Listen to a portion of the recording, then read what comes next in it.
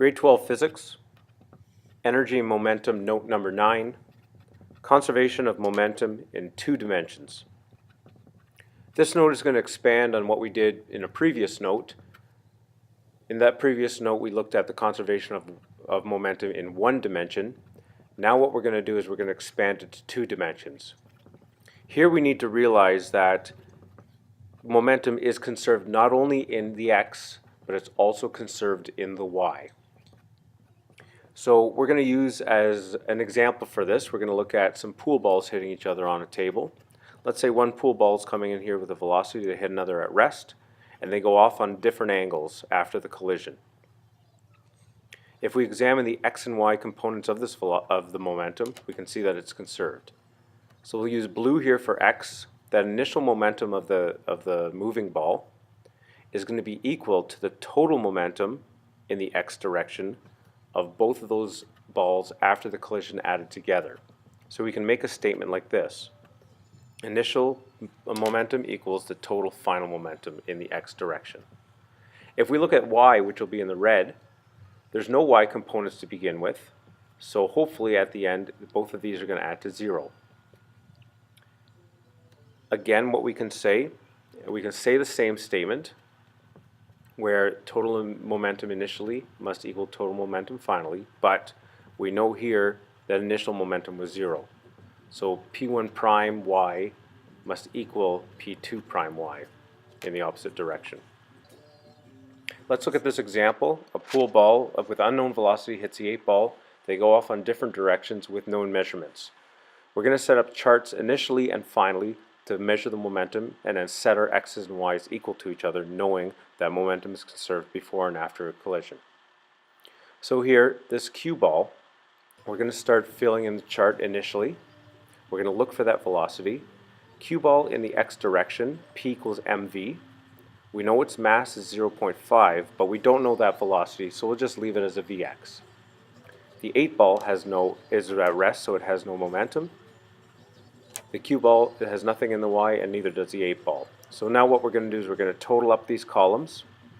We just have 0.5 vx and 0 in the y. Fairly simple to start. Now what we're going to do is we're going to do the same thing, but for final conditions. We're going to look at this cue ball, the momentum component in the x direction, px. So that's mv, so it's 0.5 times the x component of that velocity, which ends up being 0.94 cos of 25. You do that calculation and we get 0.43.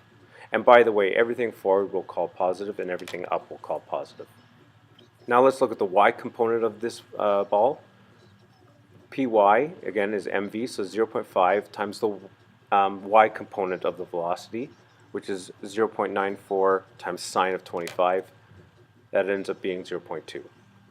Doing the same now for the 8 ball, we have an x component, so 0.5 times 0.8 cos of 30.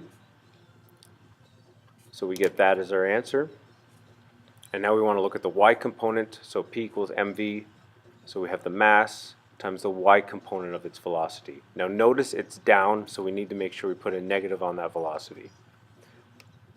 So when we add these up, we get a total in the x, but we know that it should cancel out for the y, and in fact it does.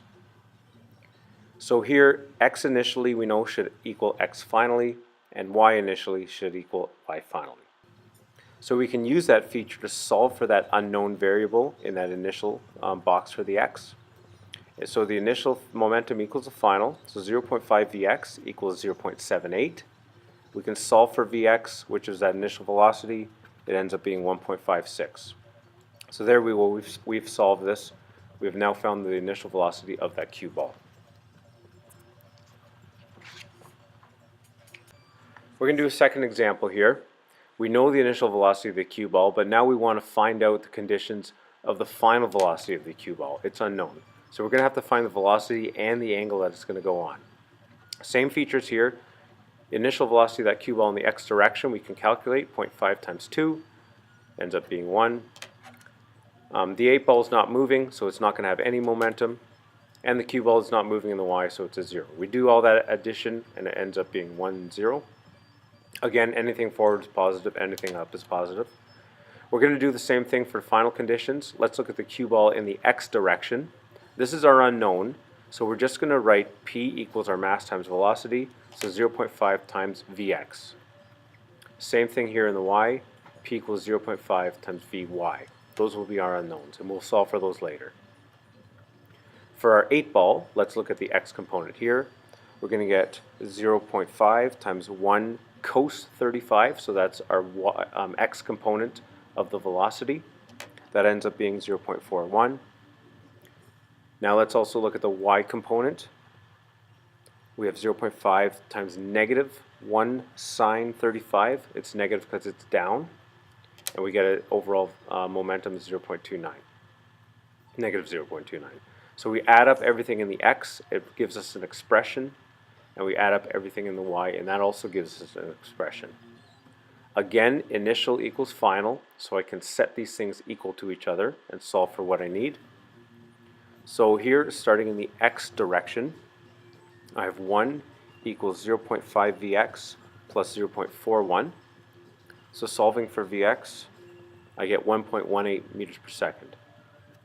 In the y direction, the same thing. I can set up an equation, solve for vy. I end up getting vy is equal to 0.58 meters per second. So these are the two velocity components of my of my cue ball after the collision. So now they're just two components. I just have to add them up using vectors to find the overall velocity and what angle it's on. So the overall velocity can be found using Pythagorean theorem. We put in the numbers here and solve for this overall. And this overall velocity ends up being 1.31 meters per second. Now solving on the angle here, it's just a tan ratio. We put in the values that we need, and we find that it's on a 26.2 degree angle. So therefore, the final velocity of that cue ball is 1.31 meters per second, forward 26 degrees up. Final example here, we have just two balls of putty in an inelastic collision. They're going to collide and stick together and go off on some angle. We're going to try and solve for the initial velocity of each of those balls of putty. So again, we're going to use charts because we're doing a two-dimensional problem. So the A ball of putty, we don't know what that velocity is, but we can do its momentum, which is going to be 0.75 times Vx. It has no motion in the Y, so it's 0. Look at the other ball, no motion in the X, but then in the Y we have 1.2 times Vy. So totaling those two columns up, we get 0.5 Vx and 1.2 Vy.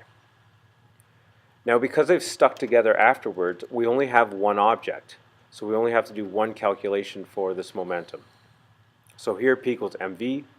So the total mass is going to be 1.95 times the velocity of the x, which is 5.2 cos 35. This ends up being 8.3. Now here, looking in the y direction, same mass, 1.5, now times the y component of velocity. So it's 5.2 sine 35. This ends up being 5.8. Again, forward is positive, up is positive. So if it's one object, those basically are our totals. We can set the x is equal and the y is equal because initial equals final. So here for the x-axis, I can solve for Vx, and I get a value of 11.1 meters per second. So that's the initial velocity of that darker blob of putty. Now for the y-axis, that's going to be the lighter blob of putty. We can solve for Vy and we get 4.8 meters per second.